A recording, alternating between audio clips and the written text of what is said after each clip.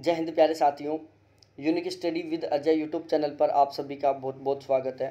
Research aptitude की हमारी class चल रही थी फर्स्ट पेपर में, और कल हम रिसर्च रिपोर्ट का मैंने एक वीडियो बनाया था और मैंने पूरा रिसर्च रिपोर्ट उसमें बहुत अच्छे से समझाया था। लगभग 52 मिनट के आसपास का वीडियो था वो, लेकिन अचानक नेटवर्क इश्यू आ गया और वो वीडियो बीच में पेंडिंग में फंस गया और बाय मिस्टेक फिर वो मेरे से डिलीट भी हो गया। तो ऐसा रहा कि जो कल मेरी 52 मिनट की जो मेहनत थी वो एक तरीके से पानी में गई, ठीक है। और ना आपको वीडियो मिल पाया, ना आपकी क्लास हो पाई, साथ ही में मेरे को अब ये वीडियो दोबारा से भी रिकॉर्ड करना पड़ रहा है, ठीक है। तो आज हम पढ़ेंगे रिसर्च रिपोर्ट के बारे में। देखो, रिसर्च रिपोर्ट क्या होती है? एक रिपोर्ट होता है। ये क्या होता है? रिपोर्ट होता है।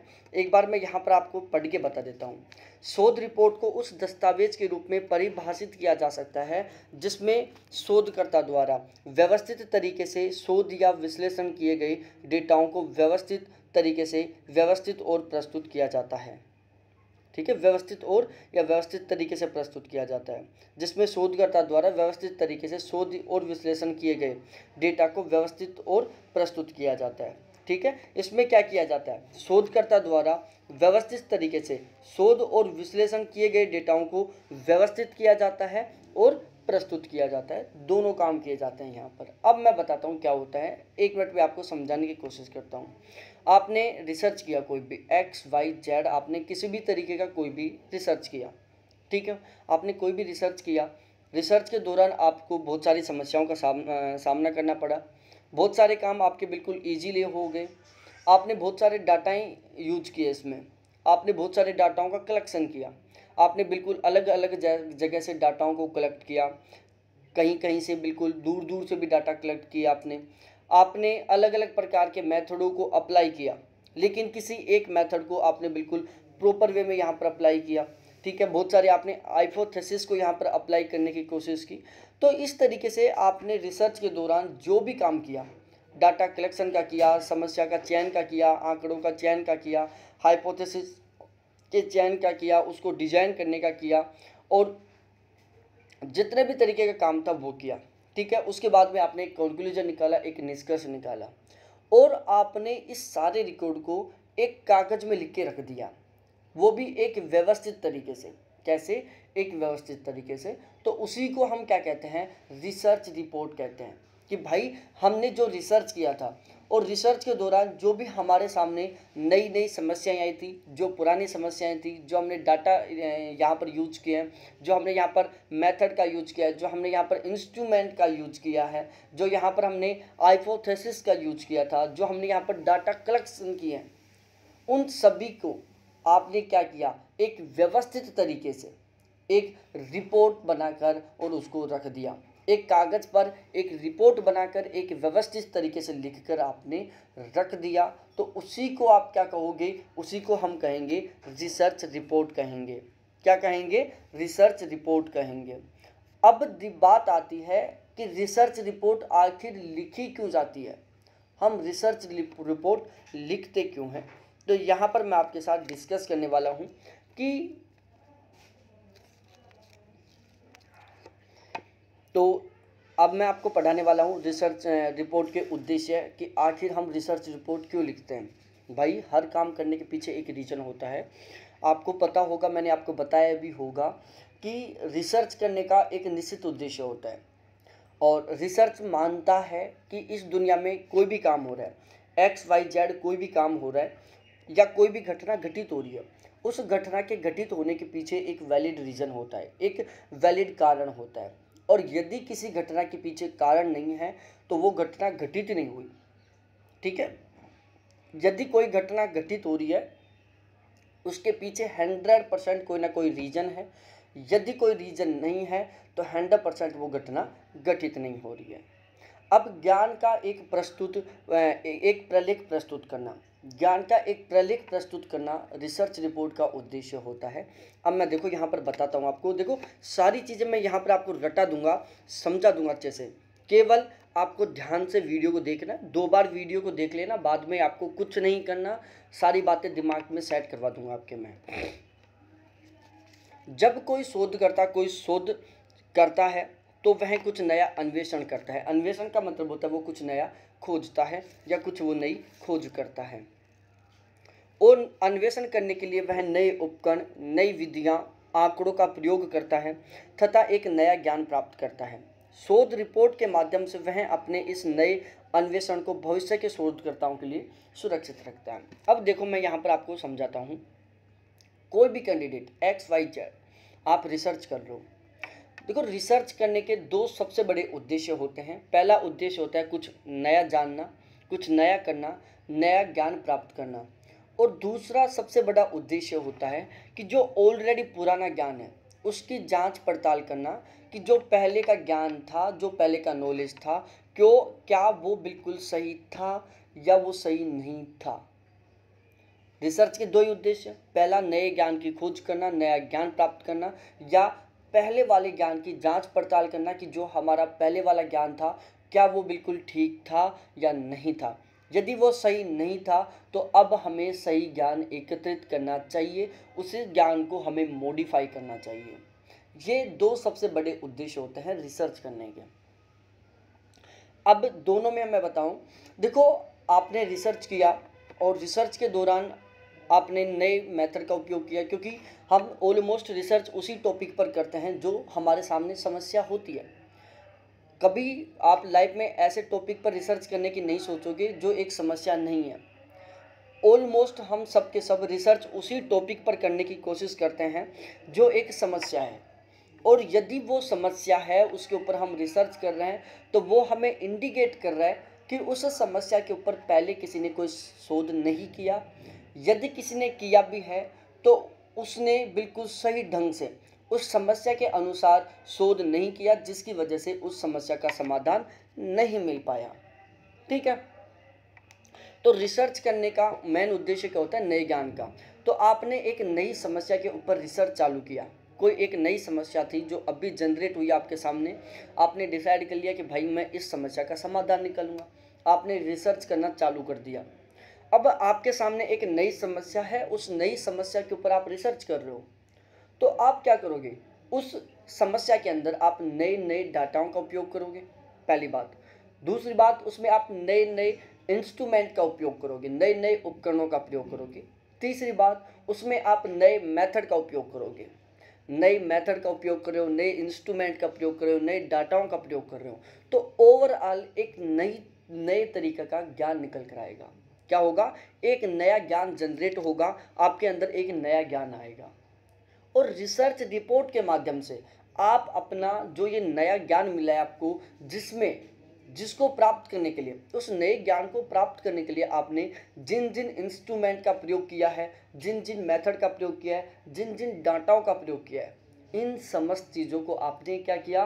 रिसर्च रिपोर्ट के माध्यम से बिल्कुल फ्यूचर के लिए आपने सुरक्षित रख लिया, जो आपके बच्चों के या फिर इन फ्यूचर जो भी कैंडिडेट उस टॉपिक पर रिसर्च करेगा उसकी वो हेल्प करेंगे।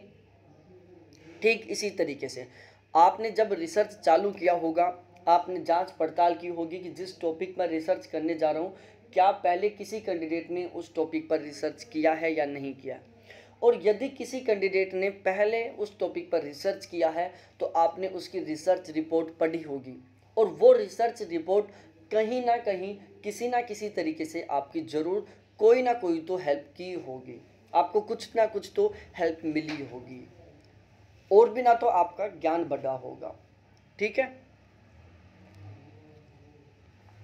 ज्ञान का विस्तार करने में सहायक, रिसर्च रिपोर्ट के द्वारा हमारे ज्ञान का विस्तार होता है, ज्ञान को फैलावा मिलता है, ज्ञान बढ़ता है हमारा।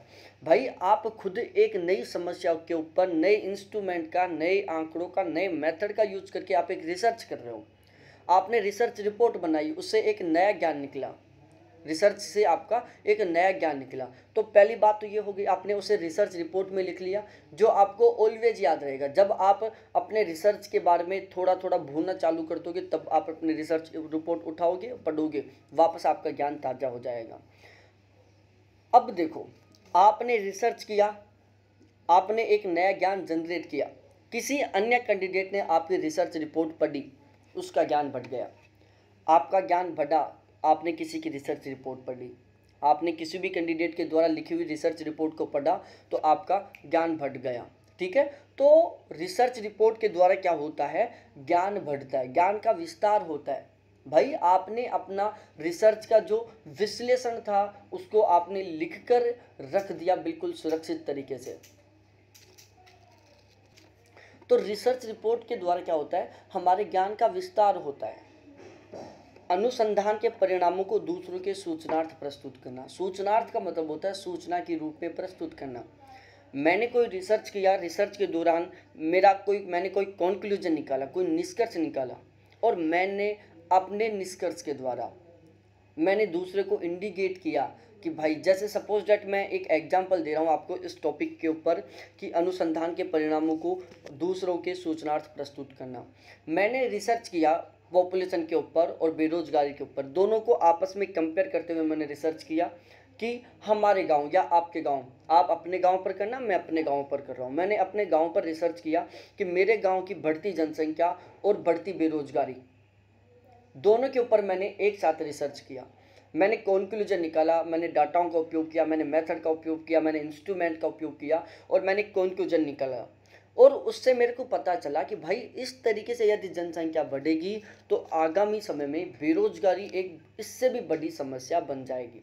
एक बेरोजगारी है जो एक बहुत बड़ी समस्या बन जाएगी, एक बहुत बड़ा विकराल रूप ले लेगी। और मैंने अपनी रिसर्च रिपोर्ट के माध्यम से ये हर एक किसी को सूचना देने की कोशिश की कि देख भाई, मैंने रिसर्च किया था और ये मेरी रिसर्च रिपोर्ट है, उसको पढ़ के देख। यदि इस तरीके से बेरोजगारी बढ़ेगी ना तो एक दिन खाने के लिए दाने नहीं बचेंगे, सबके सब भूखे मरेंगे, किसी के पास कोई काम नहीं रहेगा, सबके सब बेरोजगार रहेंगे, घर में बैठे रहेंगे मस्त तरीके से।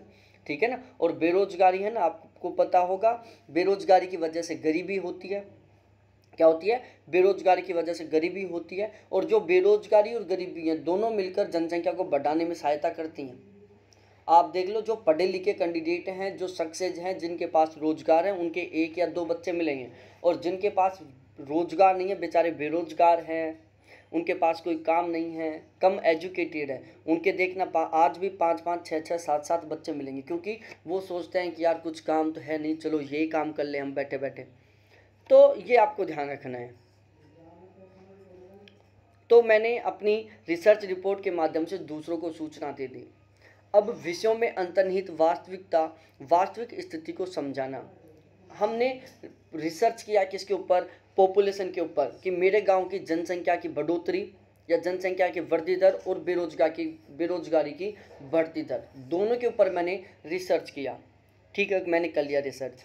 अब मैंने क्या किया, अपना रिसर्च का जितना भी विश्लेषण था, मेरे रिसर्च के दौरान मेरे सामने जो छोटी छोटी समस्याएं आई, जो बड़ी बड़ी समस्याएं आई, जो भी मेरे को रिसर्च के दौरान फेस करने को मिला, जो भी स्थितियों का मैंने सामना किया, उन सभी को मैंने क्या किया, एक रिसर्च रिपोर्ट के माध्यम से लिखकर रख दिया। किसमें, रिसर्च रिपोर्ट में। और वो रिसर्च रिपोर्ट मैंने इस तरीके से लिखी, वो बिल्कुल एक रियलिटी को इंडिकेट कर रही थी। मैंने कुछ चीज़ छोड़ी नहीं कि जो मैंने रिसर्च रिपोर्ट में ना लिखी हो। रिसर्च के दौरान जो भी चीज़ें मेरे काम आई, चाहे वो कोई आदमी काम आया हो, चाहे वो कोई औरत काम आई हो, या फिर वो कोई इंस्ट्रूमेंट काम आया हो, चाहे कोई डाटा काम आया हो, चाहे वो रुपये काम आए हो, चाहे कोई स्थान काम आया हो, मैंने हर एक चीज़ को एक सिस्टमेटिक वे में उस रिसर्च रिपोर्ट में लिख दिया। जब दूसरा कैंडिडेट उस रिसर्च रिपोर्ट को पढ़ेगा तो उसको मजा आएगा, वाह यार कितना गजब लिखा है, ऐसे लग रहा है जैसे मैं खुद रिसर्च कर रहा हूँ, सारी चीज़ें इसने गजब तरीके से लिख दी, बिल्कुल रियलिटी की तरह। तो रिसर्च रिपोर्ट आप व्यवस्थित तरीके से सही ढंग से लिखोगे ना तो वो आपको क्या बताएगी, वास्तविकता को इंडिकेट करेगी। नए पुराने ज्ञान की वैधता की जांच करना। रिसर्च के द्वारा आप अपने पुराने ज्ञान और नए ज्ञान दोनों की वैधता की जांच कर सकते हो। वैधता का मतलब होता है वैलिडिटी की जांच कर सकते हो कि हमारा जो पहले का ज्ञान था और हमारा जो नया ज्ञान है, क्या इन दोनों के बीच में अंतर है, क्या पहले का ज्ञान और नया ज्ञान दोनों सही हैं, क्या पहले का ज्ञान सही था या नहीं था। ये सारी चीज़ें हमें कहाँ से पता चलती हैं, ये हमें सारी चीज़ें पता चलती हैं रिसर्च के द्वारा। किसके द्वारा, रिसर्च के द्वारा। किसी ने तो किया ही होगा रिसर्च कि भाई प्यार मत करना, प्यार एक बहुत बड़ी बीमारी है, किसी ने तो किया होगा ना रिसर्च। यहाँ पर भी बहुत सारे ऐसे महानुभाव बैठे होंगे जो इस टॉपिक पर PhD किए हुए हैं, उनके पास PhD का वो सर्टिफिकेट है प्यार के ऊपर, love is life, love is life, love is damage your future, इस तरीके से भाई साहब बहुत गजब की उन्होंने हिस्ट्री लिख रखी होगी प्यार के मामले में, ठीक है ना। अब सपनों में नहीं खोना है, वो प्यार टूट चुका, आपका प्यार था वो किसी और का प्यार बन चुका अब वो, ठीक है। तो मैं 1 मिनट के लिए आपको सपनों की नगरी में लेके गया था, अब मैं वापस लेके आ रहा हूँ, ठीक है ना। देखो वो प्यारी चीज़ होती है जिसमें चांद तारों की बात की जाती है। प्यार टूटता क्यों है, लव मैरिज ज़्यादातर अनसक्सेस क्यों होती हैं, बताओ आप, उसका मैं कारण बताता हूँ। देखो भारत में लव मैरिज, ये मैंने खुद ने रिसर्च किया इस टॉपिक के ऊपर, ये मान लेना, भारत में लव मैरिज के अनसक्सेस का सबसे बड़ा कारण क्या है। ऑलमोस्ट जितनी भी लव मैरिज होती है ना वो बेरोजगारों की होती हैं, क्योंकि रोजगार होते ही शादी हो जाती है, चाहे वो आप प्राइवेट रोजगार करो और चाहे आप सरकारी रोजगार करो। जिस दिन से आपने रोजगार चालू कर दिया, काम करना चालू कर दिया, उस दिन आपकी शादी हो जाएगी। बेरोजगार करते हैं लव मैरिज, बातों बातों में वो उनको चांद तारों के सपने दिखाते हैं, चांद तोड़ के दूंगा, तारे तोड़ के दूंगा, और लास्ट में जब वो बैठ के कच्चा अमरूद खाते हैं, चीकू कच्चा खाते हैं, कोई चीज़ खाने को नहीं मिल रही, सूखी रोटी खाते हैं, तो भाई जब चांद तारों से सीधे ज़मीन पर आओगे वो भी खड्डे में जाके गिरोगे। जहाँ पर चांद तारों पर बैठ के आप पिज़्ज़ा बर्गर खाने की बात सोच रहे थे, वहाँ पर आप सूखी रोटियाँ खाने को मिलेंगी, कच्चे अमरूद चाप रहे हो, तो भाई फिर तो क्या होगा, ठेस तो पूछेगा ना दिल को। तो इसलिए भारत में लव मैरिज अनसक्सेस होती हैं। यदि लव मैरिज सक्सेस कैंडिडेट करता है, कोई अच्छे से सक्सेस हैं, दोनों की बॉन्डिंग अंडरस्टैंडिंग बिल्कुल सही है, दोनों का अर्निंग सोर्स बहुत अच्छा है, वो कभी नहीं टूटती, क्योंकि वो पहली बात चांद तारों के सपने नहीं देखते, बाई चांस देख भी लेते हैं तो वो पूरे कर लेते हैं। तो सपनों की दुनिया से वापस आ जाओ अपनी हैसियत में, आप चांद तारे तोड़ लाने की बात कर रहे थे, अब वापस ज़मीन पर आ जाओ, यहाँ पर नहीं मिलने वाले चांद तारे। यहाँ पर एक वो आपने खाया होगा, एक छोटा 1 रुपये का पैकेट आता था जिसमें खाने को हजम करने के लिए, एसिडिटी को निकालने के लिए चांद तारे आते थे, बस वो खिला लेना, एसिडिटी नहीं होगी, आपके भी नहीं होगी और आपके चांद तारे खाने वाले को भी नहीं होगी। तो अब हम रियलिटी में आ जाते हैं। एक बार आंखों को बंद करके एक बार लंबी सांस लो, फिर छोड़ो, जिससे कि आप अपनी वास्तविक रियल स्थिति में आ पाओ, ठीक है। एक लंबी सांस खींचो, 1 मिनट के लिए रुको और फिर उसको छोड़ दो, वास्तव में रियलिटी में आ जाओगे आप, और चारों तरफ देखो कोई नहीं है, कोई चांद तारा नहीं है, सब गए, ठीक है। अब मैं पढ़ाता हूँ आपको शोध या अनुसंधान रिपोर्ट लेखन के बारे में। देखो मैंने क्या बोला था आपको, रिसर्च रिपोर्ट क्या है, आपके रिसर्च की समरी को लिखने का एक व्यवस्थित तरीका है। क्या है, एक व्यवस्थित या सिस्टमेटिक वे है, आप एक व्यवस्थित तरीके से लिखोगे। शोध रिपोर्ट को यदि आप एक बहुत ही शानदार तरीके से लिखते हो, व्यवस्थित तरीके से लिखते हो ना, सामने वाले का पढ़ने का दिल खुश हो जाएगा। क्या हो जाएगा, दिल खुश हो जाएगा। आपने अपनी गर्लफ्रेंड या प्रेमिका को एक लव लेटर लिखा और आपने लव लेटर बिल्कुल व्यवस्थित तरीके से लिखा, उसमें अपने विचार को एक बहुत ही शानदार तरीके से आपने लिखा। यदि वो आपसे नफरत भी करती है ना, आपके लव लेटर ने, यदि आपने लव लेटर बहुत शानदार तरीके से लिखा है ना, मान जाएगा, अरे यार कितना गजब का लव लेटर है, कितना प्यारा इंसान होगा। और यदि आपने लव लेटर में खींचड़ी बना दी, फिर भाई वो प्यार करने की भी सोच रही हो ना, तो वो सोचेगी यार भाई एक लाइन में ये प्यार के लिए इजहार कर रहा है, दूसरी लाइन में ये नफरत के लिए बोल रहा है, तीसरी लाइन में ये आई हेट बोल रहा है, और चौथी लाइन में ये कन्फ्यूज खुद हो रहा है। तो वो खुद सोचेगी भाई एक बार तू खुद डिसाइड कर ले कि क्या करना है। ऐसा लड़कों के साथ होता है, लड़कियां मत सोचना कि हमें इतना प्रायोरिटी देता है लड़के हमारे पीछे, नहीं नहीं नहीं नहीं नहीं, ऐसा कुछ नहीं है। तो देखो अनुसंधान, मैंने क्या बताया आपको, अब तक की मैंने जो रामलीला बताई थी उसमें मैंने ये बात बोला था कि रिसर्च रिपोर्ट कब लिखी जाती है। रिसर्च रिपोर्ट में हम लिखते हैं कि हमारी समस्या क्या थी, हमने समस्या का समाधान करने के लिए किन किन डाटाओं का उपयोग किया, किन किन उपकरणों का उपयोग किया, लास्ट में हमने क्या कंक्लूजन निकाला, इन सभी को हम रिसर्च रिपोर्ट में लिखते हैं। अब एक बार आप खुद बताओ, रिसर्च रिपोर्ट रिसर्च करने से पहले लिखी जाएगी या बाद में लिखी जाएगी। अब कई महानुभाव तो सोच लिए होंगे, जो प्यार की दुनिया में खोए हुए ना अभी तक, वो तो सोच लिए होंगे कि रिसर्च रिपोर्ट पहले लिखी जाती है। अरे भाई लोगों, रिसर्च रिपोर्ट रिसर्च करने के बाद में लिखी जाती है। कहाँ लिखी जाती है, रिसर्च करने के बाद में लिखी जाती है। अब मैं समझाता हूँ यहाँ पर रिसर्च रिपोर्ट का फॉर्मेट। रिसर्च रिपोर्ट को लिखने का एक व्यवस्थित तरीके से लिखने का एक बहुत ही प्यारा सा तरीका है, और वो जो प्यारा सा तरीका है ना, वो मैं आपको यहाँ पर बताने वाला हूँ। ठीक है, यहाँ पर आप लव लेटर भी इसी तरीके से लिख के देना, रूठी हुई गर्लफ्रेंड मान जाएगी। ठीक है, रोडवेज गाड़ियों पर देखा होगा टूटा हुआ प्यार पाने का बाबा हकीम, मात्र 100 रुपये में टूटा हुआ प्यार पाएँ, मनचाहा प्यार पाएँ। ये वो बाबा होते हैं जिनको खुद का प्यार नहीं मिला है। ठीक है, आज वो दुनिया को प्यार दिलाने का काम कर रहे हैं, उनको खुद का प्यार नहीं मिला।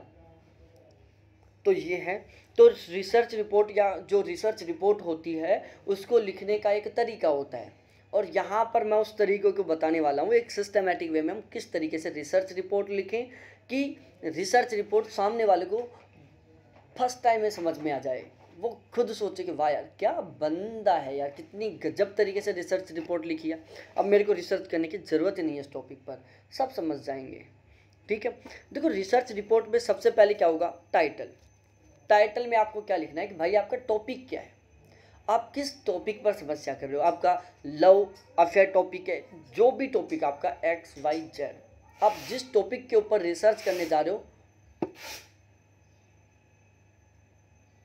आप जिस टॉपिक पर रिसर्च करने जा रहे हो वो आपका क्या है, रिसर्च रिपोर्ट का टाइटल है। मैंने टॉपिक लिया था कि मेरे गांव की बढ़ती जनसंख्या या जनसंख्या वृद्धि दर और बेरोजगारी की बढ़ती दर, ये क्या था, मेरा रिसर्च का टाइटल था। विषय सूची, टेबल ऑफ कंटेंट्स, यहाँ पर हमें विषय सूची शामिल करनी है कि हमने, देखो आप जब बुक पढ़ते होंगे तो वहाँ पर भी आपको विषय सूची देखने को मिलता होगा। ठीक है, उसके बाद आप सारांश लिखोगे, सार लिखोगे आपकी रिसर्च का कि मेरे रिसर्च का सार क्या है, कंक्लूजन क्या है, एब्स्ट्रैक्ट क्या है, या सिनॉप्सिस क्या है। सिनॉप्सिस लिखोगे, सार का मतलब होता है आप अपने रिसर्च को मात्र कुछ शब्दों में समझाना चाह रहे हो, मात्र 5-10 शब्दों में आप रिसर्च की कहानी बता रहे हो। ठीक है, उसके बाद परिचय, इंट्रोडक्शन, मैं फलाने गाँव से फलाने टाइप का इंसान हूँ। ठीक है, आपको अपना इंट्रोडक्शन लिखना है कि मैं कौन हूँ, कैसे हूँ, क्या हूँ। आपको मेथडोलॉजी लिखना है, मेथडोलॉजी में क्या लिखना है कि आपने रिसर्च कैसे किया, आपके दिमाग में रिसर्च करने का विचार क्यों पैदा हुआ, कब पैदा हुआ, ऐसी क्या सिचुएशन फंस गई थी कि आपको रिसर्च करना पड़ा, पहली बात। दूसरी बात, आपने रिसर्च की ये समस्या क्यों चूज की। तीसरी बात, आपने कौन सा मेथड अप्लाई किया, क्या आपके पास और भी कई मेथड थे, आपने कौन कौन से डाटा कलेक्ट किए, आपने डाटा कहाँ से कलेक्ट किए, आपने डाटाओं को कैलकुलेट करने के लिए कौन से मेथड को अप्लाई किया, आपने कंक्लूजन कैसे निकाला। मतलब रिसर्च की जो क्रियाविधि थी ना, समस्या के चयन से, आपका जब मूड बना था ना कि यार मैं एक दिन बैठा हुआ था और रोजगार था नहीं, बैठा बैठा सोच रहा था, चाय पी रहा था और सोच रहा था कि यार इस तरीके से रहा तो क्या काम होगा, रोजगार नहीं मिल रहा, तो अब मेरे को कुछ ना कुछ तो करना चाहिए, बेरोजगारी में तो ज़िंदगी ऐसे ही ऐसे निकलेगी उठ पटांग तरीके से, तो मेरे को कुछ ना कुछ करना चाहिए। ऐसे बैठे बैठे सोच रहा था 5-10 दिन से, फिर मन में एक विचार आया कि यार चल कोई ना, ठाले तो फ्री तो बैठे ही हैं, इसके ऊपर हम रिसर्च कर लें। तो ऐसा मेरे दिमाग में रिसर्च करने का विचार आया था। यहाँ से लेकर और जो आपका निष्कर्ष निकल रहा है ना, वहाँ तक की प्रोसेस को क्रियाविधि में शामिल किया जाता है। परिणाम, रिजल्ट निकला, रिजल्ट निकल गया भाई साहब कि निष्कर्ष का क्या बात रही, वो रिजल्ट निकल गया, जो भी था सामने आया वो रिजल्ट आ गया। ठीक है, उसके बाद आता है विचार विमर्श, डिस्कशन। आपका जो रिजल्ट निकला, सपोज डैट मेरा जो रिसर्च था कि मेरे गांव की जनसंख्या वृद्धि दर और बेरोजगारी की बढ़ती दर, इसका निष्कर्ष निकला कि भाई इस तरीके से जनसंख्या बढ़ेगी तो मेरे गांव में बेरोजगारी दिन प्रतिदिन बहुत ज़्यादा बढ़ती जाएगी। ठीक है, और बेरोजगारी बढ़ने का ये कारण है, जनसंख्या बढ़ने का ये कारण है क्योंकि भाई लोग कम एजुकेटेड हैं, अभी भी कम जागरूक हैं, बिल्कुल फ्री बैठे हुए हैं, वो बच्चे पैदा करने को काम मानते हैं। ऐसा कुछ जो भी रीज़न था वो मैंने पता चला लिया रिजल्ट में।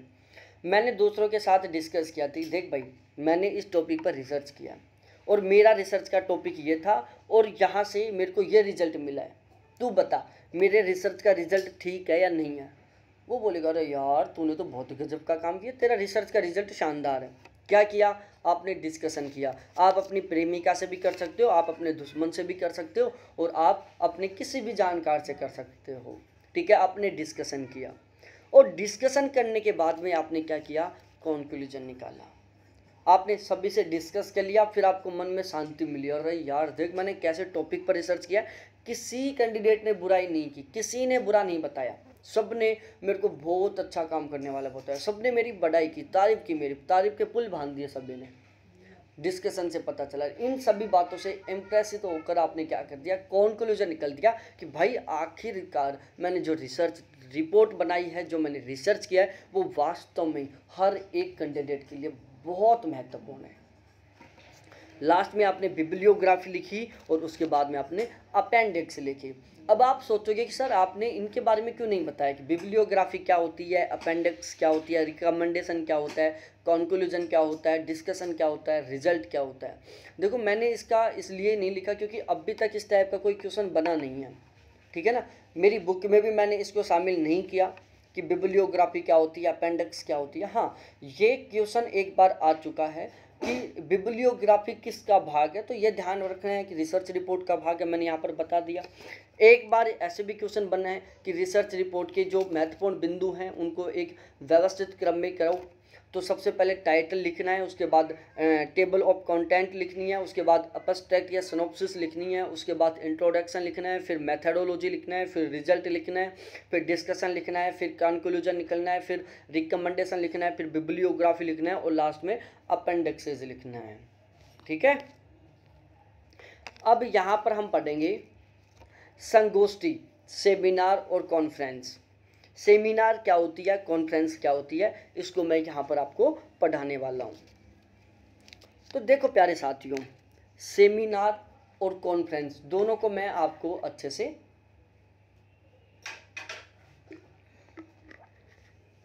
रटा देता हूँ। देखो सबसे पहली बात तो ये समझा दूँ मैं आपको, एक बार आप इस यहाँ से हटाओ दिमाग और मेरी बातों पर दिमाग लगा लो। आप जो कॉन्फ्रेंस है और जो सेमिनार है उसमें जो आपके दिमाग में कंफ्यूज होता है ना, उसको ज़िंदगी भर के लिए भूल जाओगे। अपने दिमाग, आंखों को बंद कर लो, चित्त को बिल्कुल शांत कर लो और पूरा ध्यान मेरी बातों पर फोकस कर लो। कभी भी आप सिनॉप्सिस में, सेमिनार में और कॉन्फ्रेंस में कंफ्यूज नहीं होगे। आप कितनी बुक पढ़ लो, कितने टीचरों से पढ़ लो, जहाँ तक मेरे को लगता है सभी टीचर क्या करते हैं, पहले सेमिनार को पढ़ा देते हैं, फिर कॉन्फ्रेंस को पढ़ा देते हैं, या पहले कॉन्फ्रेंस पढ़ा देते हैं फिर सेमिनार पढ़ाते हैं। लेकिन मैंने क्या किया, मैंने मेरी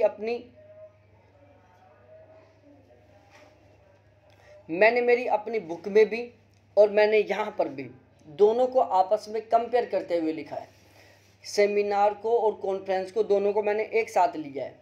अब देखो आप कैसे होगे कंफ्यूज, किसी भी हाल में कंफ्यूज नहीं होंगे आप, लिख के दे सकता हूँ मैं, ठीक है ना। सेमिनार कंफ्यूज पढ़ाऊँगा, लास्ट तक पढ़ना, उसके बाद में आप खुद सोचना कि क्या आप कंफ्यूज हो रहे हो या नहीं हो रहे हो। और मेरी बुक की भी सबसे खास बात यही है कि जहाँ जहाँ आप कंफ्यूज होते हो ना, वहाँ वहाँ मैंने आपका कंफ्यूज दूर कर दिया लिख के ही, ठीक है ना। अब मैं समझाता हूँ। आपने अखबार सबके सब पढ़ते हो, पढ़ते होंगे सबके सब। चलो अखबार नहीं पढ़ते तो गूगल यूज करते होंगे, यूट्यूब यूज करते होंगे, टिकटॉक यूज करते होंगे। खैर टिकटॉक तो बंद हो गया, आजकल दूसरे बहुत सारे चल रहे हैं, पता नहीं कौन कौन से टॉक चल रहे हैं, लेकिन गूगल वगैरह यूज करते होंगे। कभी बाई चांस गलती से, क्योंकि पढ़ने की चीज़ें गलती से ही होती हैं, बिना गलती पढ़ने का काम रिस्क नहीं ले सकते हम। बाकी के सारा काम हम बिना गलती करते हैं, पढ़ने के मामले में हम रिस्क नहीं लेते। पढ़ने का काम, कुछ नया सीखने का काम, कुछ नए जानने का काम हम बाय मिस्टेक ही करते हैं, ये हमारी खासियत है। क्यों दे बिना काम पढ़ाई की चीज़ों पर ध्यान, क्या काम आएंगी, कुछ काम नहीं आएंगी। तो पढ़ने का जो मामला होता है ना, समझने का, सीखने का जो मामला होता है, वो बाय मिस्टेक ही होता है अपन से। वैसे नहीं होता कि चलो सीरियस होकर किताब खोल के बैठ गए, नहीं, केवल बाय मिस्टेक होता है। अब मैं समझाता हूँ। बाय मिस्टेक आपने कभी सुना होगा कि कोई भी कोचिंग वाला, आपके एरिया की कोई भी कोचिंग वाला सेमिनार बुलाता है कि भाई एसएससी सीजीएल के एग्ज़ाम के लिए मदर्स कोचिंग वाला बुला रहा है सेमिनार। अखबार में आता है बाकायदा, और उसमें लिखा आता है कि आप सभी के सब उस सेमिनार में इस ऑडिटोरियम में इतने बजे पहुंच जाना और वहां पर डिस्कस किया जाएगा। मैं एडवर्टाइजमेंट दिला दूँ या मैं कह दूँ कि यूनिक स्टडी विद अजय 2022 के जेरफ के एग्ज़ाम के ऊपर सेमिनार बुला रहा है, आप सभी के सभी वहाँ पर पहुँचने की कोशिश करें। उस सेमिनार में कोई भी जा सकता है, कोई भी, किसी को कोई मना नहीं है। दूसरी बात आपने पढ़ा होगा सम्मेलन के बारे में, जलवायु परिवर्तन पर सम्मेलन हो रहा है, कभी ओजोन परत पर सम्मेलन हो रहा है, कभी ग्लोबल वार्मिंग पर सम्मेलन हो रहा है, कभी बेरोजगारी पर सम्मेलन हो रहा है, कभी कोयला की कमी पर सम्मेलन हो रहा है, कभी घटते पानी जल स्तर पर सम्मेलन हो रहा है, कभी नरेंद्र मोदी किसी सम्मेलन में जा रहे हैं, कभी विदेशों के राष्ट्रपति सम्मेलन में आ रहे हैं। ऐसा है, सुना है? कभी आपने सुना है कि प्रधानमंत्री एक सेमिनार में गए हैं? कभी नहीं सुनोगे आप, जिंदगी में नहीं सुनने को मिलेगा आपको कि अमेरिका के राष्ट्रपति यहाँ पर एक सेमिनार में है, नहीं सुनने को मिलेगा आपको। ठीक है ना? तो अब आपको एक बात तो समझ में आ गई होगी कि कॉन्फ्रेंस जो सम्मेलन है वो क्या हो रहा है, उसमें भारत के प्रधानमंत्री, विदेशों के प्रधानमंत्री, अच्छी अच्छी हस्तियाँ शामिल हो रही हैं। सेमिनार में क्या हो रहा है, बेचारे बेरोजगार शामिल हो रहे हैं, जिनके पास कोई रोजगार नहीं है, वो सोचते हैं कि चलो वहाँ सेमिनार हो रहा है, जाके बैठते हैं, बाय मिस्टेक खाने के लिए एक एक समोसा मिल जाए, एक एक चाय मिल जाए, 15 रुपये तो बचेंगे, 10 का समोसा 5 की चाय 15 रुपये तो आएंगे। फिर चाहे वो 10 की चाय 5 के समोसे के चक्कर में 20 रुपये का किराया खर्च कर देंगे, कोई दिक्कत नहीं है, लेकिन उसमें मज़ा ही आता है। फ्री का खाने में ऐसा रहता है, यार सेमिनार में गया था, वहाँ मिला था मेरे को खाने के लिए। अब देखो यहाँ पर मैंने पहली लाइन उल्टी लिख दी है, ठीक है, इस पर ध्यान ना दें, ये लाइन उल्टी लिखी हुई है। अब देखो एक बात बताओ, आपने अखबार में पढ़ा कि अगली तारीख को, सपोज डेट 5 जून को, प्रधानमंत्री नरेंद्र मोदी अमेरिका में एक सम्मेलन में जा रहे हैं, कॉन्फ्रेंस में जा रहे हैं, जहां पर विश्व के 123 देशों के और भी सदस्य आएंगे। तो कभी आपका मूड बना है कि यार मोदी जा रहा है, भारत तो जा ही रहा है, मैं भी चला जाऊं सेमिनार सम्मेलन में? कभी बना है मूड? नहीं बना, उसमें आप जा भी नहीं सकते। क्यों? क्योंकि वो क्या है, एक सीमित है। सेमिनार क्या, सॉरी सम्मेलन क्या है, कॉन्फ्रेंस क्या है, एक बिल्कुल सीमित है, लिमिटेड है। दूसरा वो औपचारिक प्रकृति का होता है, वहाँ पर बहुत ही बड़े बड़े लोग बैठे होते हैं, बिल्कुल सिस्टमेटिक वे में काम होता है। जबकि सेमिनार विस्तृत होता है, कोई जाके बैठ सकता है। जितना बड़ा वो ऑडिटोरियम है ना, कई बार तो सेमिनार खाली जगह में बुला लिया जाता है, 15-20 बीघा ज़मीन है, उसमें बच्चे भी बैठे हैं, साथ में गाय और सांड भी बैठे हैं, वो भी सेमिनार ज्वाइन कर रहे हैं, एक साइड कुत्ते भी बैठे हुए हैं सेमिनार में, ऐसा भी देखने को मिलता है। लेकिन सम्मेलन कॉन्फ्रेंस में आपको नहीं, वहाँ तो केवल आपको इंसान ही देखने को मिलेगा। ठीक है, तो सेमिनार क्या है, एक विस्तृत लेवल पर है, जिसमें कोई भी जा सकता है, वो अनौपचारिक है। आप किसी सेमिनार में बैठे हो तो ज़रूरी नहीं है कि आप उस सेमिनार के ऊपर अपना ध्यान रखें। सेमिनार में बैठे हो, आप पूरी कोशिश कर सकते हो वहाँ पर अपनी प्रेमिका को ढूंढने की, आप अपना नया जोड़ा बनाने की पूरी कोशिश कर सकते हो, पूरा फोकस रख सकते हो उसके ऊपर।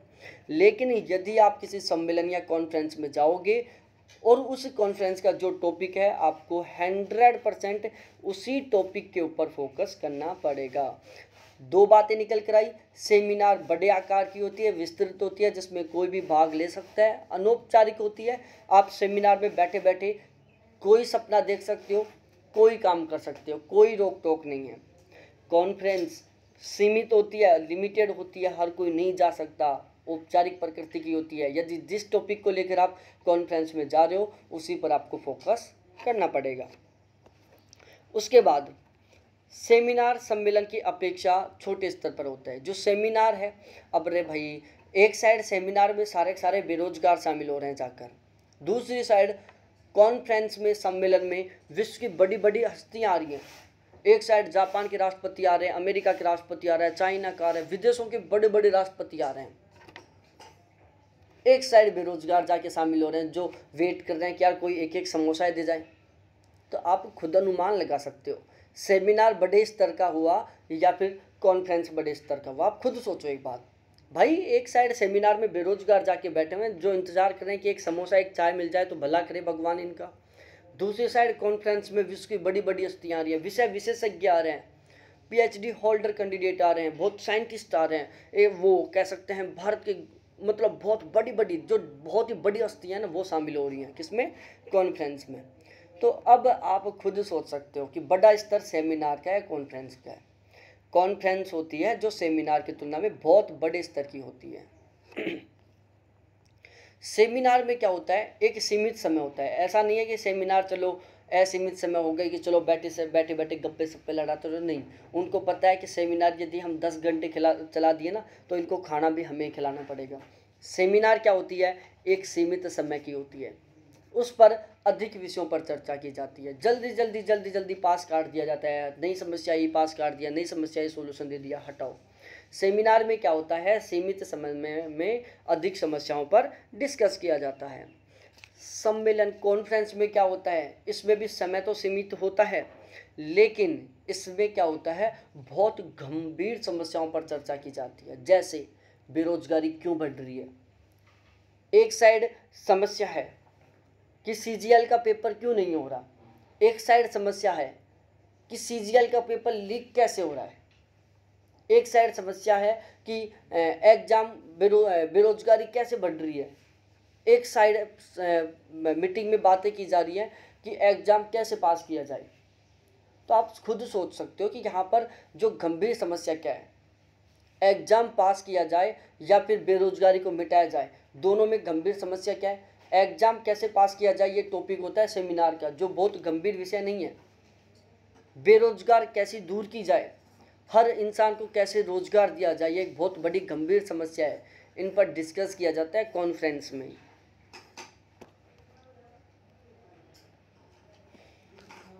सम्मेलन अनुसंधानकर्ता विषय विशेषज्ञों का समूह होता है। कॉन्फ्रेंस में सारे स्पेशलिस्ट होते हैं, विषय विशेषज्ञ होते हैं, बहुत बड़ी बड़ी हस्तियां शामिल होती हैं। और दूसरी साइड सेमिनार में कोई जाके बैठ जाता है। कोई ज़रूरी नहीं है कि आप पढ़े लिखे भी हो, बिना पढ़े लिखे भी जाके सेमिनार ज्वाइन कर सकते हैं, वहाँ पर अपना ज्ञान बांट सकते हैं।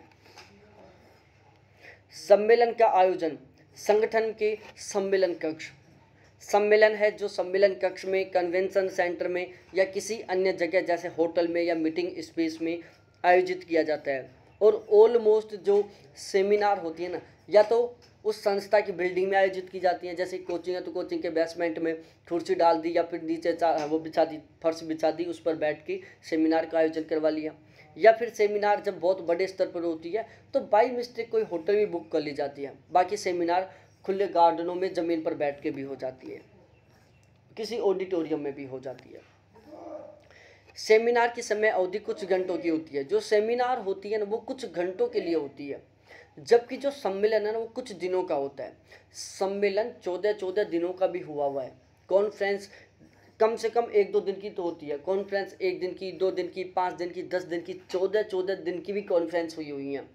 सेमिनार ज़्यादा से ज़्यादा कुछ घंटों का होता है, क्योंकि उनको पता है कि भाई सेमिनार में क्या है, भीड़ भरी हुई है, 1000 बंदे बैठे हुए हैं सेमिनार में, सारे के सारे भुक्कड़ है। यदि 5 दिन रोक लिए ना तो सारा बजट खाने में खा जाएंगे ये लोग। कॉन्फ्रेंस में क्या है, विषय विशेषज्ञ हैं, गंभीर समस्याओं पर चर्चा कर रहे हैं। गवर्नमेंट ने उसका स्पेशल बजट बनाया कि भाई 500 करोड़ रुपए इनका बजट है उस कॉन्फ्रेंस का, उनको सारी 5 स्टार वाली फैसिलिटी दी जाएंगी। तो सेमिनार क्या है, कुछ घंटों का होता है, कॉन्फ्रेंस कुछ दिनों का होता है। सेमिनार की प्रकृति अकादमिक होती है। जो सेमिनार होता है वो ऑलमोस्ट एजुकेशन के ऊपर ही होता है, ज़्यादातर चांस होते हैं। जबकि जो कॉन्फ्रेंस है वो व्यापार पर भी हो सकता है, किसी समसामयिक मुद्दे पर भी हो सकता है, कोई भी हो सकता है, जैसे ग्लोबल वार्मिंग हो गया, इन्वायरमेंट पॉल्यूशन हो गया, कोई भी टॉपिक हो सकता है जो समसामयिक समस्या है। और प्रेस पर भी हो सकता है, एकेडमिक पर भी हो सकती है कॉन्फ्रेंस। सेमिनार टोटल 4 प्रकार की होती है। लघु सेमिनार होती है, मुख्य या बड़ी सेमिनार होती है, राष्ट्रीय सेमिनार होती है या अंतर्राष्ट्रीय सेमिनार होती है। कॉन्फ्रेंस 3 प्रकार की होती है। क्षेत्रीय कॉन्फ्रेंस, जिसको रीजनल कॉन्फ्रेंस कहते हैं, नेशनल कॉन्फ्रेंस और इंटरनेशनल कॉन्फ्रेंस। तो कॉन्फ्रेंस 3 प्रकार की, क्षेत्रीय, राष्ट्रीय, अंतर्राष्ट्रीय। सेमिनार 4 प्रकार की, लघु, मुख्य, बड़ी, राष्ट्रीय और अंतर्राष्ट्रीय। सम्मेलन और सेमिनार दोनों का सबसे मेन टारगेट होता है ज्ञान बढ़ाना। भाई आप सेमिनार में जाकर खाने के लिए भी बैठोगे ना, कुछ तो नया सीखने को मिलेगा भाई, ज़्यादा भी ना तो आपका टारगेट है कि वहाँ पर लड़कियों को टाँके, लड़कों को टाँके, तो वो तो मिलेगा ना आपको। आपको ये नॉलेज बढ़ेगा कि यार सेमिनार में सुंदर सुंदर लड़कियाँ आई थी, सुंदर सुंदर लड़के आए थे, ठीक है, ऐसे ऐसे कपड़े पहन के आए थे, ऐसे ऐसे वो करके आए थे। लड़कियाँ तो ताकती ये चीज़ें, कहीं भी जाके बैठ जाएँ बस वो तो ये दिखती है, वो यार कितना गजब की ड्रेस पहन रखी है, जेलियस हो जाती है, इससे शानदार वाली ड्रेस मेरे को लेके आनी है, हैसियत से बाहर हो जाती हैं, ठीक है। तो सेमिनार और जो कॉन्फ्रेंस होती है वो हमारे भावात्मक और सामाजिक दोनों गुणों का विकास करती हैं। सम्मेलन के विषय सेमिनार की तुलना में अधिक गंभीर होते हैं। कॉन्फ्रेंस के जो टॉपिक होते हैं वो सेमिनार की तुलना में बहुत ही ज़्यादा डीपली होते हैं, बहुत ही ज़्यादा गंभीर होते हैं। अब हम बात करते हैं, देखो यहाँ से इस संगोष्ठी शब्द को हटा दो, ठीक है, और यहाँ पर सिंपोजियम या परिसंवाद रहने दो। सिंपोजियम परिसंवाद क्या होता है मैं आपको समझाता हूँ बिना पढ़े लिखे। इसमें क्या किया जाता है, तर्क वितर्क किया जाता है। क्या किया जाता है, तर्क वितर्क किया जाता है, जिसको बोलते हैं जिद बहस की जाती है। आप आपके दोस्त के बीच में जिद बहस चल रही है, वो बोल रहा है कि नहीं ये बात, आप बोलो नहीं ये बात, नहीं ये बात, नहीं ये बात, जिद बहस चल रही है, तर्क वितर्क चल रहा है, ठीक है। तो कॉन्फ्रेंस, इसमें सिंपोजियम में क्या होता है, दो या दो से अधिक व्यक्तियों में किसी बात, किसी टॉपिक के संबंध में वाद विवाद, तर्क वितर्क या संवाद होता है। कि दो या दो से अधिक व्यक्तियों के बीच किसी भी टॉपिक पर, किसी भी विषय पर होने वाले संवाद को या तर्क वितर्क को हम सिंपोजियम कहते हैं। और ध्यान रखना, सिंपोजियम सामान्यतः कौन सी स्थिति में की जाती है, जब आपकी कोई समस्या है और आप चाह रहे हो कि इस समस्या पर मैं लोगों से राय लूँ, और राय लेने के लिए आप क्या कर रहे हो, एक बैठक बुला रहे हो और उसमें कह रहे हो सभी को कि भाई ये मेरी एक समस्या है, मैं ये काम करना चाह रहा हूँ, आप अपनी राय दो कि मेरे को ये काम करना चाहिए या नहीं करना चाहिए। और इस उद्देश्य से यदि आप कोई बैठक बुला रहे हो, लोगों को इकट्ठा कर रहे हो, तो उसको क्या कहेंगे, सिंपोजियम कहेंगे, ठीक है। तो सिंपोजियम में क्या किया जाता है, तर्क वितर्क किया जाता है। सिंपोजियम में क्या होता है कि आप अपने किसी भी काम को या किसी भी समस्या का समाधान निकालने के लिए, यदि आपकी कोई भी समस्या है, कोई भी आपका टॉपिक है, उस टॉपिक या उस समस्या पर आप लोगों की राय लेना चाहते हो, तो उसके लिए आप सिंपोजियम बुला सकते हो। जो सिंपोजियम होता है, संगोष्ठी एक प्रकार का बौद्धिक मनोरंजन होता है।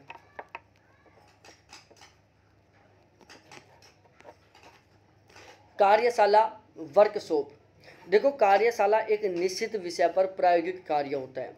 कार्यशाला क्या होती है, कार्यशाला से पता चल रहा है कि यहाँ पर कार्य किया जाता है।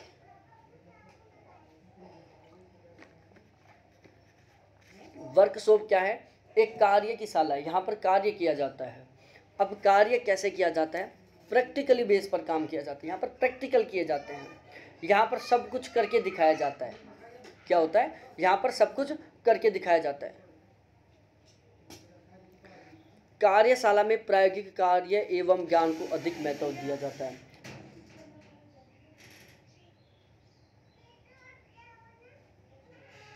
जो कार्यशाला होती है, जो वर्कशॉप होता है, उसमें प्रैक्टिकली बेस पर काम किया जाता है, उसमें प्रैक्टिकल किया जाता है और अपने ज्ञान को, दूसरे के ज्ञान को बढ़ाने की पूरी कोशिश की जाती है। तो कार्यशाला में क्या होता है, प्रायोगिक कार्य किया जाता है, प्रैक्टिकली बेस पर काम किया जाता है और ज्ञान को बढ़ाने की कोशिश की जाती है। अधिकतम कार्यशालाएं नियंत्रित सदस्यों द्वारा। कार्यशाला, इसमें प्रैक्टिकल किया जा रहा है, इसमें ज़्यादातर जो कैंडिडेट होते हैं वो इनवाइट किए हुए होते हैं, उनको स्पेशली इनविटेशन भेजा जाता है, उनको आमंत्रित किया जाता है। तो कार्यशाला में जो अधिकतर सदस्य होते हैं उनको आमंत्रित किया जाता है। कार्यशाला के उद्देश्य, पहला उद्देश्य अनुसंधान की विधियों का निर्धारण करना व जटिल समस्याओं का समाधान निकालना। कार्यशाला का सबसे मेन उद्देश्य क्या है, अनुसंधान की विधियों को निर्धारित करना, पहला। दूसरा, जटिल समस्याओं का समाधान निकालना, ठीक है। तात्कालिक समस्याओं का समाधान निकालने के लिए आप क्या कर सकते हो, कार्यशाला का आयोजन कर सकते हो। जो आपकी रिसेंटली समस्या ना, उसका यदि आप समाधान निकालना चाहते हो तो उसके लिए आप वर्कशॉप आयोजित कर सकते हो। कार्यशाला की समाअवधि लगभग 3 से 10 दिन की होती है। आपको अलग अलग किताबों में अलग अलग पढ़ने को मिलेगा। कुछ किताबों में यहाँ पर आपको देखने को मिलेगा 7 से 10 दिन। ये क्वेश्चन भी आता है कि कार्यशाला की अवधि कितनी होती है, तो 3 से 10 दिन होती है, 7 से 10 दिन नहीं होती, ये ध्यान रखना है आपको। कार्यशाला की पहली अवस्था में क्या होती है, इसमें समस्या से संबंधित तथ्यों को प्रस्तुत किया जाता है, उनको स्पष्ट किया जाता है। जो भी आपकी समस्या है, उस समस्या के संबंधित जो भी आपको जानकारी है, आपके पास जो भी आंकड़े हैं, उनको स्पष्ट किया जाता है, उनको प्रस्तुत किया जाता है। दूसरी अवस्था, परीक्षणार्थियों द्वारा पूरी स्वतंत्रता से कार्य किया जाता है। दूसरी अवस्था में जो परीक्षण करने वाले हैं, जो रिसर्च का काम कर रहे हैं, जो कार्यशाला में एज ए रिसर्चर काम कर रहे हैं, अनुसंधानकर्ता के रूप में या परीक्षणकर्ता के रूप में काम कर रहे हैं, वो बिल्कुल फ्रीडम होकर काम कर रहे हैं। उनके ऊपर कोई रोक टोक नहीं है, वो चाहे जैसे काम कर रहे हैं। कभी किसी में क्या डाल रहे हैं, कभी किसी में क्या डाल रहे हैं, कभी क्या डाल रहे हैं, कभी पिपेट फोड़ रहे हैं, कभी परखनली तोड़ रहे हैं, बिल्कुल फुल फ्रीडम के साथ काम करते हैं। और जो दूसरी अवस्था है ना, वो 3 से 7 दिन तक चलती है। तीसरी अवस्था होती है जांच करने वाली अवस्था कहते हैं इसको। तीसरी अवस्था को क्या कहते हैं? जांच की अवस्था कहते हैं, और ये कंप्लीटली औपचारिक तरीके से होती है। तीसरी अवस्था को क्या कहते हैं? जांच की अवस्था कहते हैं। ये पूर्णतः औपचारिक तरीके से होती है, ठीक है ना। इसमें क्या होता है, इसमें जो मेन रिसर्चर है ना, जो कार्यशाला का जो मेन अध्यक्ष है, जो मेन लीडर है, वो फील्ड में जाता है, वो चेक करता है कि परीक्षणार्थी या अनुसंधानकर्ता सही ढंग से काम कर रहे हैं कि नहीं कर रहे हैं, अब तक का जो काम हुआ है वो सही ढंग से हुआ है कि नहीं हुआ है। यदि गलत तरीके से काम कर रहे हैं तो वो उनको डांट फटकार लगाता है और कहता है कि भाई सही ढंग से काम करो, काम में कोई गलती नहीं होनी चाहिए, आप लापरवाही मत बरतो। इस तरीके से लापरवाही बरतोगे तो रिसर्च गलत हो जाएगा, हमारे बहुत सारे रुपए हैं जो बर्बाद हो जाएंगे, ठीक है। तो ये क्या है? एक जांच करने वाली अवस्था है, जिसमें जो डायरेक्टर है वो खुद फील्ड में जाता है और लोगों के द्वारा किए गए काम की जांच पड़ताल करता है कि वो सही ढंग से काम कर रहे हैं कि नहीं कर रहे हैं। इसलिए ये एक औपचारिक तरीके से होती है और इसको जांच करने वाली अवस्था भी कहते हैं। उसके बाद होता है वेबिनार। वेबिनार को वेब कॉन्फ्रेंस भी कहते हैं, ध्यान रखना, वेबिनार को वेब कॉन्फ्रेंस भी कहते हैं। अरे जब सेमिनार या सम्मेलन का आयोजन इंटरनेट की सहायता से होता है, जब सेमिनार या सम्मेलन का आयोजन इंटरनेट की सहायता से होता है तो उसे क्या कहते हैं? वेबिनार्स कहते हैं। आप सम्मेलन का या सेमिनार का आयोजन इंटरनेट के माध्यम से कर रहे हो, गूगल मीट पर कर रहे हो, आपने कॉन्फ्रेंस या सम्मेलन गूगल मीट पर किया, गूगल मीट पर आपने बहुत सारे लोगों को इनवाइट कर लिया, फिर आप सम्मेलन कर रहे हो, कॉन्फ्रेंस कर रहे हो, तो उसको क्या कहोगे आप? सम्मेलन, सेमिनार नहीं कहोगे, उसको आप वेब कॉन्फ्रेंस कहोगे या उसको वेबिनार कहोगे। यदि आप सेमिनार, सम्मेलन इंटरनेट की सहायता से कर रहे हो, उसमें आप किसी भी मीडियम का उपयोग कर सकते हो। आप video call, WhatsApp video call करके भी आप यदि सेमिनार या आप सम्मेलन कर रहे हो तो उसको सेमिनार, सम्मेलन नहीं बल्कि उसको वेब कॉन्फ्रेंस या वेबिनार कहोगे, ठीक है। अब बताओ मेरे प्यारे लाडलो, सेमिनार, कॉन्फ्रेंस, वर्कशॉप, सिंपोजियम और अपना लास्ट का कौन सा था प्यारे साथियों? लास्ट का था हमारा ये वेबिनार।